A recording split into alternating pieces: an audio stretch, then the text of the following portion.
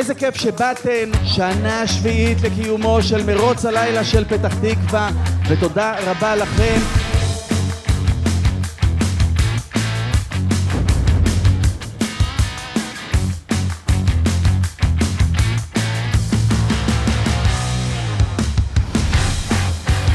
ערב טוב, שמחים להיות איתכם פה שוב במרוץ הלילה של פתח תקווה, שהפך כבר למסורת בעיר.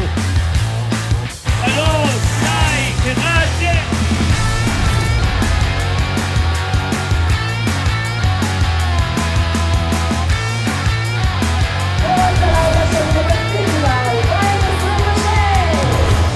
מרוץ הזה יהיה לזכרו של אחי, שהוא היה ילד מהמם פתח תקווה. ספורט היה חלק ממנו, שתקדישו את הריצה שלכם לאור של עידן. יהי זכרו של אורי ברוך, עם ישראל חי!